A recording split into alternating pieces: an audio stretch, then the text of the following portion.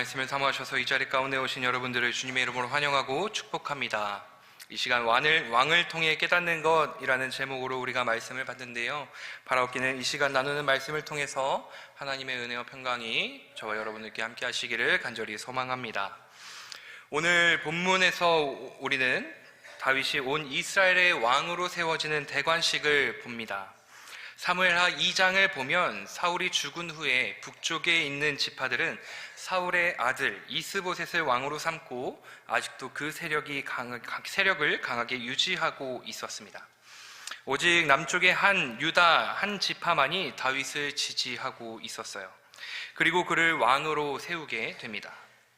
그리고 한 지파와 모든 지파들이 대립을 이루고 있게 됩니다. 다윗과 그 유다 한 지파 그리고 북이스라엘 사람들의 그 갈등은 끊이지가 않았어요.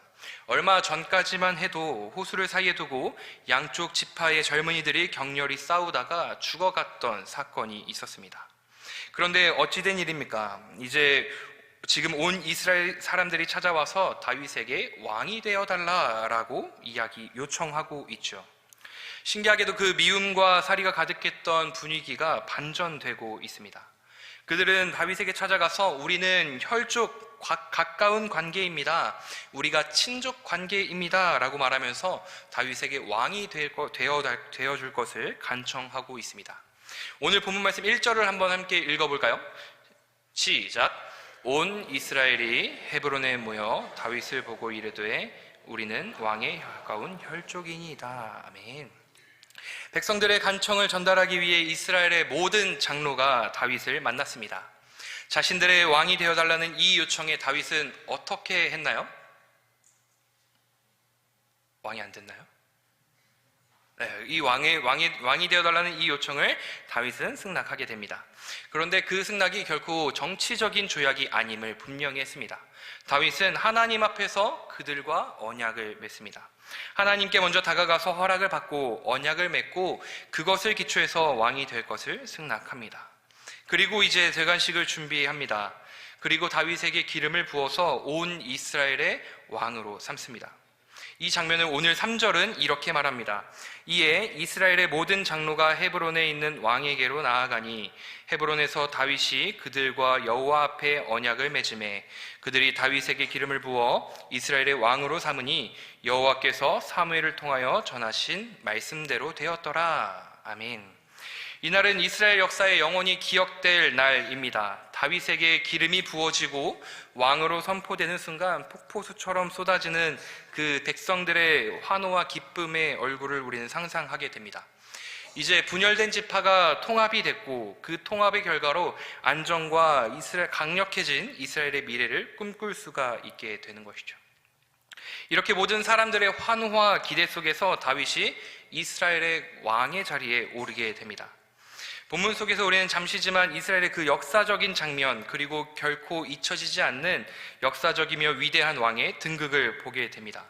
그러나 오늘 말씀의 제목처럼 이 왕을 보는 것, 왕 자체만 보는 것이 아니라 그것을 통해서 성경은 우리에게 더 많은 것을 전달해 주고 있어요. 그것은 이미 이 다윗의 왕권은 이제는 사라졌지만 이 깨달음은 지금도 우리에게 전해지고 있다라는 것이죠. 먼저 첫 번째로 하나님이 우리의 때를 결정하신다라는 겁니다. 하나님께서 우리의 때를 결정하십니다. 본문에서 이스라엘의 장로들은 다윗에게 기름을 부어 왕으로 삼았습니다. 이렇게 되어 있어요. 이스라엘의 모든 장로가 다윗에게 기름을 부어 이스라엘의 왕으로 삼으니 라고 기록을 합니다. 그런데 우리가 주목할 것은 이 다윗이 기름 부음을 받은 것이 이번이 처음이 아니라는 사실입니다. 다윗이 어렸을 때에 10대 시절에 사무엘이 이제 가족들 앞에서 다윗에게 기름을 부었습니다. 그것이 기름 부음을 받은 첫 번째이지요. 사무엘상 16장에 나와 있습니다. 그리고 20대가 되었을 때에 한 지파 유다의 왕으로 기름 부음을 받습니다. 사무엘하 2장에 기록되어 있는데 이것이 바로 두 번째 기름 부음입니다. 그리고 오늘 본문 말씀에 나오는 또 사무엘하 5장에도 같이 기록된 오늘 모습이 이스라엘 모든 지파의 왕이 되는 순간 부어진 세 번째 기름 부음입니다. 그렇다면 이 처음 사무엘에게 기름 부음을 받은 후 정확히는 알 수 없으나 약 15년의 세월이 흐른 뒤에 하나님의 약속이 성취가 된 것이죠. 이 다윗은 그러면 15년의 기간 동안 평안했을까요? 아니요, 사울에게 쫓겨 다녔습니다. 제대로 잠을 이루지 못했어요. 내가 왜 이런 삶을 살아야 하나? 내가 왕이 되게 기도했나? 그런 적이 없었어요. 그럼에도 불구하고 다윗은 왕으로 기름 부음을 받고 실제로 왕이 즉위할 때까지는 15년의 시간이 걸리게 됩니다. 아브라함은 어떤가요? 갈대아 우르를 떠나서 하란을 떠나서 가나안 땅에 도착하게 됩니다. 그때에 하나님께서 아브라함에게 약속을 하세요. 내가 너에게 아들을 주마.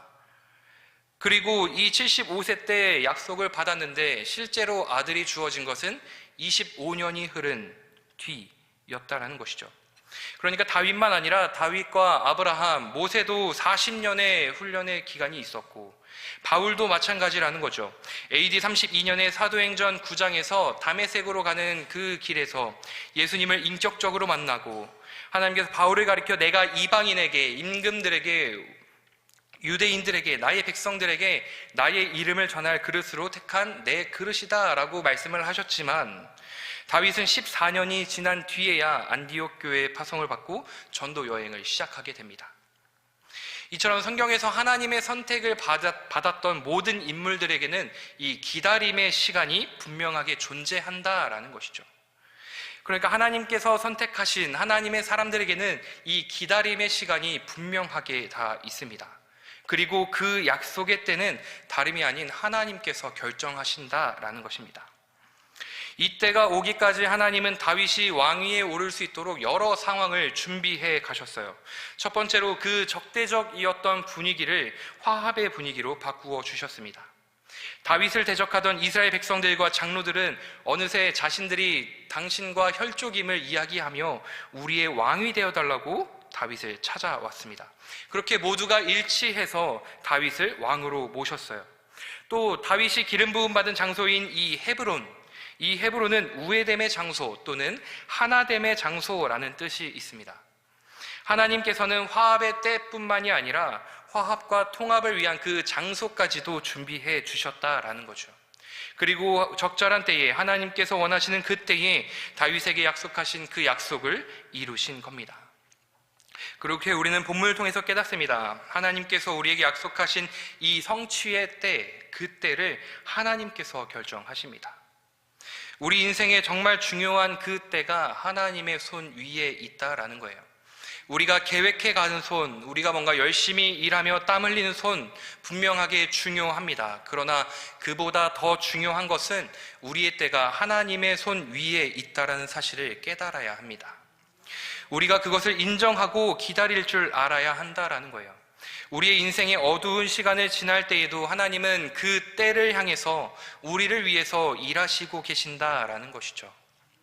그리고 하나님은 가장 적절한 때에 당신의 약속을 이루실 것이라는 사실을 우리는 믿음으로 나아갑니다. 그러나 우리는 삶을 살아가면서 굉장히 조급합니다.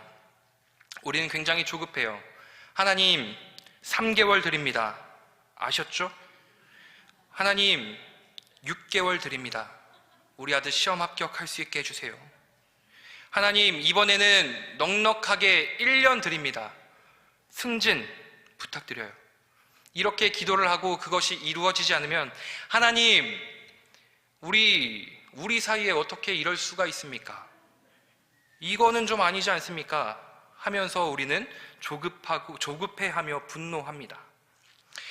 아직 하나님의 때가 아님에도 불구하고 우리는 서두르고 분노하고 마음이 지쳐갑니다. 또 마음이 지쳐가니 몸까지 아픈 것 아니겠습니까? 혹시 그러한 조급함 가운데 계신 분은 없으신가요? 기억하십시오. 우리의 그때가 하나님의 손 위에 있습니다. 그리고 그것을 기억할 때 우리는 조급함을 버리고 하나님을 바라볼 수 있다라는 것이죠. 오늘 이 말씀에 조급함이 내려지고 하나님을 바라보는 저와 여러분 되시기를 소망합니다. 우리의 때가 하나님의 손 위에 있습니다. 그리고 두 번째로 하나님은 우리의 최선을 보십니다.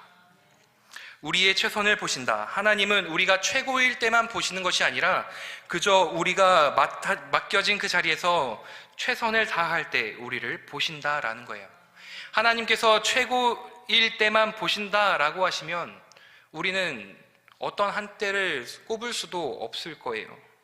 그러나 오늘 본문은 이야기합니다. 하나님은 우리가 최고이기 때문에, 우리가 무언가를 했기 때문에 우리를 바라보시는 것이 아니라 우리가 최선을 다할 때 바라보신다라는 거예요. 다윗을 한번 생각해 봅니다. 다윗은 전체 이스라엘 왕이 되기 그 이전에 유다의 한 지파의 왕으로서 최선을 다했습니다. 사무엘하 5장 5절에 보면 한 지파이지만 최선을 다해서 7년 6개월의 시간 동안 온 힘을 다했어요. 그러나 그는 왕이 되기 이전에 그는 애초에 그런 사람이었습니다. 사무엘상 16절에 보게 되면 사무엘이 베들레헴 사람 이새의 집에 가서 왕이 될 자에게 기름을 붓기 위해 찾아갑니다. 그런데 그때 이새의 아들들이 있는데 누군가는 양을 지켜야 했어요. 그래서 이 다윗에게 양을 치는 역할을 맡기게 됩니다. 그런데 이 아들들을 다 봤는데도 왕이 될 자가 없던 거예요. 그래서 아들들이 다 있는가 물어봤을 때에 막내가 있다라고 이야기를 하죠. 이 막내를 가리키는 히브리어는 카탄이라는 단어인데 제일 적은, 두 번째 뜻으로는 사소한 이런 뜻이 있어요. 제일 어리고 제일 사소한 그 녀석은 이미 지금은 양을 지키고 있다, 이런 분위기입니다. 형들은 지금 이미 다 왕 심사를 받고 있는데 그 자리에 본인은 빠져 있어요. 중요한 자리에서 빠져서 상처받아 보신 적은 없으신가요? 어떤 아는 지인의 결혼식이 있어요. 그런데 청첩장을 돌렸대요. 나는 못 받았어요. 어떠신가요? 그 사람의 결혼식이 내 인생의 어떤 중요한 자리는 아니지만 내가 다른 사람과 차별을 받고 뭔가 나만 다른 대우를 받는다라고 할 때 우리는 참지 못합니다. 그런데 그 자리가 중요하다고 여겨질수록 더 마음의 상처가 되겠죠. 그런데 다윗은 하나님께서 기름 부을 자를 선택하시는 그 자리였지만 아버지가 들판에서 양을 지키라고 하니까 지키는 거예요. 형들은 왕 심사를 받고 있는 도중에 아버지가 잊어버린 아들, 그 사소하다고 생각하는 양만 치고 있는 그 다윗을 하나님께서 보셨습니다. 그리고 그 모습을 묵묵히 자기가 일을 하고 있는 그 모습을 보신 것이죠. 그렇게 다윗은 얼마 후에 그의 인생이 바뀌게 됩니다. 그가 왕궁에 입성하게 되지요. 그리고 주어지는 일마다 최선을 다하게 됩니다. 처음에는 왕의 무기를 드는 일을 합니다. 화살에 날라와도 왕의 무기를 들고 다니는 것, 그리고 하프를 연주하는 역할, 그리고 또 싸움을 잘하니까 전쟁에 나가서 군대 장관이 되어서 전투마다 승리를 하게 되죠. 그랬더니 사울이 셈이 나는 거예요. 그래서 그를 죽이려고 결심을 합니다.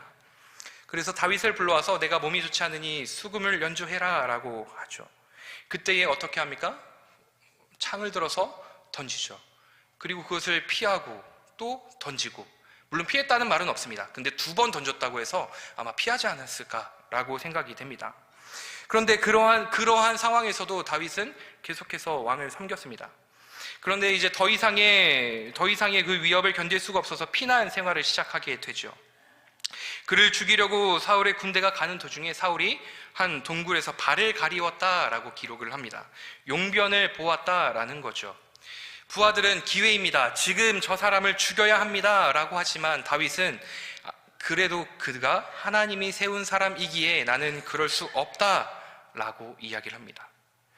그러나 처음에 이 말을 들었던 부하들은 물론 이것이 절호의 기회인데 하고 화를 냈지만, 그러나 저분이야말로, 다윗이야말로 하나님께서 세운 사람이야 라고 인정을 하게 되죠. 사울이 죽은 후에 다윗이 유다의 왕이 됩니다. 한 지파이지만 최선을 다해서 그 지파를 섬기게 되죠. 그리고 이제 오늘의 본문 말씀처럼 이스라엘 전체를 통치하라 하시니 그 자리에서 겸손하게 서서 33년 동안 이스라엘을 다스리게 됩니다. 오늘 본문 말씀은 우리에게 이야기합니다. 하나님은 최고이기 때문에 보시는 분이 아니라 우리가 서 있는 그곳에서 최선을 다할 때 우리를 보시는 분입니다. 지금 계신 곳이 들판인가요? 광야인가요? 그 누구도 나를 보는 것 같지가 않습니까? 그러나 하나님께서 우리를 보고 계십니다. 나의 일터가 광야처럼 거칠고 힘겨운 곳입니까? 묵묵하게 최선을 다할 때 하나님께서 길을 내실 줄로 믿습니다. 내가 섬기는 곳이 사역의 현장이 사막처럼 메말라 있다고 할지라도 내가 하나님께 기도하고 매달릴 때 내가 한 것이 아니라 하나님께서 하셨다는 그 간증이 있기를 소망합니다. 하나님께서 우리의 때를 결정하시고 우리가 최선을 다할 때 하나님께서는 우리를 보십니다.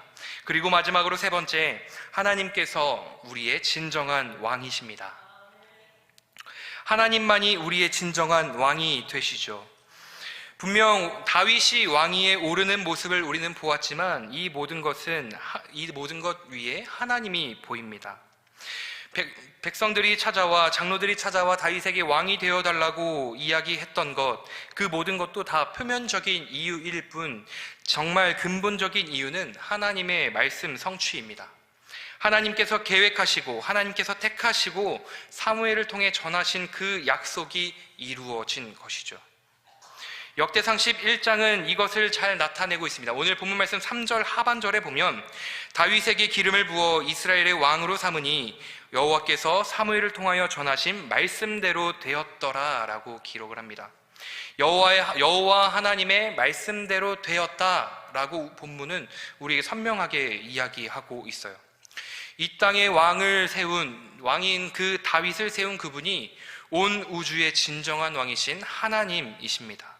하나님께서 역사의 한 점을 선택하시고 그를 왕으로 세우셨어요. 그렇게 눈에 보이는 왕 뒤에 진짜 왕이신 하나님을 우리는 바라보며 하나님께서 우리의 삶을 주관하시는 진정한 왕이시라는 사실을 우리는 깨닫습니다. 우리의 신앙이 언제 깊어집니까? 시간이 흐른다고 신앙이 깊어지지는 않아요. 나이와 관계가 없습니다.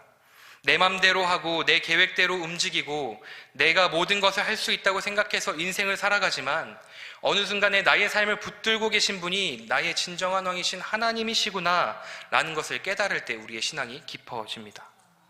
다윗은 하나님께서 진정한 왕이시라는 사실을 너무나도 깊이 알고 있었어요. 그의 삶의 곳곳에서 이미 이 흔적이 나타납니다. 전쟁을 할 때마다 다윗은 싸움의 명수처럼 보이지만 그는 모든 것을 하나님께 여쭙니다. 사무엘을 보면 압살롬의 도발을 받고 쫓겨날 때에도 비참한 삶을 살아가고 쫓기고 있는 그 상황에서 사울의 일족인 시므이가 그를 따라옵니다. 그러면서 너 그렇게 될 줄 알았어. 너 그렇게 될 줄 알았어. 라고 하면서 저주를 퍼부었다라고 기록을 하죠. 산을 따라오며 막 저주했다라고 기록합니다. 그때 다윗의 부하 중에 요압 같은 칼에 능한 자가 있었습니다. 그때 부하가 칼을 딱 뽑으면서 왕이시여 제가 저놈을 단번에 처리하겠습니다 라고 이야기를 합니다. 우리 같으면 어떻게 할까요? 속히 가라, 두동강을 내라 하지 않았겠습니까? 그러나 이 다윗은 그렇게 하지 않았다라는 거예요. 사무엘하 16장 11절에 보게 되면 또 다윗이 아비새와 모든 신하들에게 이르되 내 몸에서 난 아들도 내 생명을 해하려 하거든 하물며 베냐민 사람이랴 여호와께서 그에게 명령하신 것이니 그가 저주하게 버려두라 라고 기록합니다. 우리는 왜 나를 알아주지 않고 나를 조금이라도 공격한다라는 느낌을 받으면 우리는 왜 그것을 참지 못하고 죽일 듯이 달려듭니까? 물론 우리가 부족해서 저만 그런가요? 제가 부족해서일 수도 있지만 우리가 나의 인생에서 그를 통해서 나를 다듬으시고 나를 인도하시고 나를 키우고 계시는 나의 삶의 그 영적인 힘을 키우고자 하시는 그 하나님을 바라보지 못함이지 않겠습니까? 그 왕을 인정하지 않기 때문입니다. 다윗은 그것을 다 받아들이고 있는 거예요. 그렇게 다윗은 본문에서도 이스라엘의 모든 장로들이 찾아와서 왕이 되어달라고 간청합니다. 그런데 그때에도 이 다윗은 나의 뜻대로 하는 것이 아니라 하나님께 묻고 하나님 앞에서 조약을 맺고 자신의 왕권이 하나님의 허락이 있을 때에 가능하다라는 것을 분명하게 알고 있었다라는 사실이죠. 모든 사람들이 그 다윗을 보게 됩니다. 다윗에게 당신이 우리의 왕입니다 라고 이야기하지만 다윗은 내가 진짜 왕이 아니라 진짜 왕은 나의 인생을 끌어오신 하나님입니다. 하나님께서 이스라엘을 통치하시는 것입니다 라며 모든 시선을 하나님께 올려드립니다. 이런 마음이 나타나 있는 다윗의 찬송시인 시편 145편은 이렇게 이야기를 해요. 왕이신 나의 하나님이여, 내가 주를 높이고 영원히 주의 이름을 송축하리이다. 내가 날마다 주를 송축하며 영원히 주의 이름을 송축하리이다 라고 기록합니다. 왕이신 나의 하나님이여 라고 기록하죠. 다윗은 베들레헴 골짜기에 양치기로 있을 때에도, 그가 구석에 있을 때에도, 왕으로 궁중에 있을 때에도 그는 하나님이 자신의 왕이시라는 사실을 결코 잊지 않았습니다. 우리도 인생의 골짜기에 있을지라도, 왕의 자리에 있을지라도, 나의 삶의 자리가 어디에 있든지 하나님이 나의 왕이십니다. 그분이 나의 모든 때를 결정하시고 그분이 우리가 있을 곳을 결정하십니다. 고백하는 저와 여러분 되시기를 소망합니다. 고난으로 가득 찬 시간, 나의 인생의 어둠의 때, 인생의 광야에 있을지라도 하나님, 어렵지만 절대 포기하지 않겠습니다. 이 가운데 내가 최선으로 나아가겠습니다 라고 나아갈 때에 하나님께서 우리를 보시고 우리를 다시 높여 쓰신다라는 것입니다. 간절히 바라옵기는 우리의 삶 가운데 진짜 왕이신, 참된 왕이신 그 하나님을 바라보며 그 하나님의 때에 나의 조급함으로 나의 뜻대로 이루어질 것을 기대하며 나아가는 것이 아니라 나의 최선으로 나아갈 때에 나를 바라보시고 나를 사용하시는 그 하나님을 바라보는 저와 여러분 되시기를 간절히 소망합니다. 그로 인하여서 나에게 베풀어진 그 모든 것이 정말 왕이신, 이 땅 가운데 우리의 진정한 왕 되신 그 하나님께서 베풀어 주신 은혜라고, 그 하나님을 바라보라고 간증하게 되는 저와 여러분 되시기를 주님의 이름으로 축원합니다.